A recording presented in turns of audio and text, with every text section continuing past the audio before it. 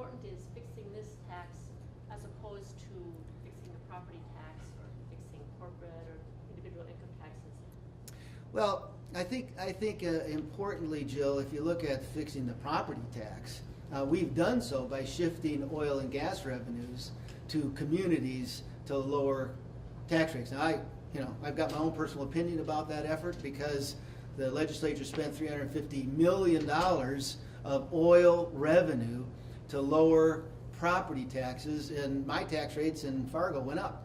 So I'm not sure how great of a program this is, but we're relying expenditures on revenue from oil and gas. And if we're going to continue down that path, we have to make sure we do everything to garner that production value in the state in the future.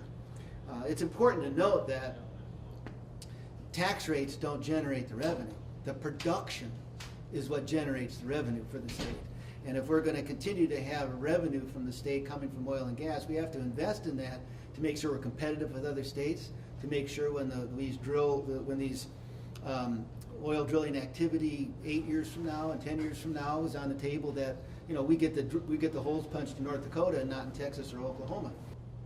How is this going to sell to people to tell them, well, we'll reduce the tax, but we'll double the number of trucks beating up the roads, we'll double the number of people coming in looking for housing when people are already overwhelmed? Well, as I said, this, first of all, this has the ability to sustain the revenue so that we can repair and maintain our infrastructure.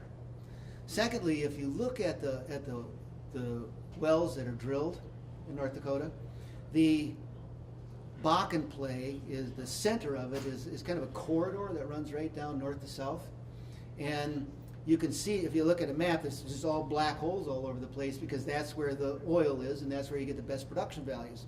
As you spread out and you move and define the edges of the pools, you move geographically out toward the other regions. It actually increases the footprint, which decreases the impact on the infrastructure in the central corridor. So, as you move the geographical footprint bigger, then you lessen that impact right where we're drilling now. So I think importantly, we need to provide incentives to spread that out so that we can maintain the infrastructure that's in place. We have $2 billion that we're generating out of oil and gas tax revenues.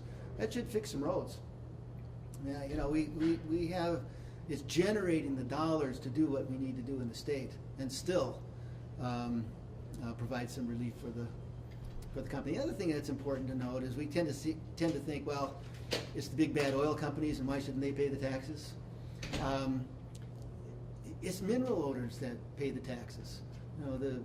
Our farmers who have not made any money farming for their whole lives now have an oil well on their property. They pay the taxes. The person who's waiting tables in Stanley, North Dakota at a cafe and has a little piece of mineral rights someplace, they pay the taxes. I mean, this isn't just big oil companies. We have North Dakotans who have invested in oil activity, and they're the ones that pay the taxes. I think we need to do everything we can to secure that continued economic activity for the future. Let's talk about simplifying the tax. I'm apparently understanding that simplifying isn't the answer as far as you're concerned, but should that be part of it? Well, I don't know if you've ever seen the chart, for the oil and gas extraction tax, but it crosses your eyes.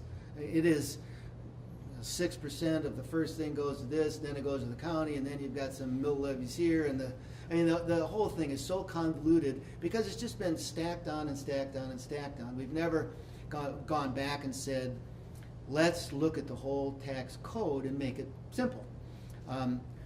As a parallel, we did in the 1996 Telecommunication Act, federal legislation changed the way that telecommunications were being delivered in the state of North Dakota, and the tax structure was all screwed up. We simplified that by taking out what was there and doing a gross receipts tax so everybody, whether they had investments in infrastructure or equipment or whatever, or didn't, they were just leasing the lines, which the Telecommunication Act allowed, we just said, okay, it's going to be a gross receipts tax. This is your revenue in your company, and we're going to have that gross receipts as tax in North Dakota. Made it real simple, made it real easy, and increased revenues in North Dakota, by the way.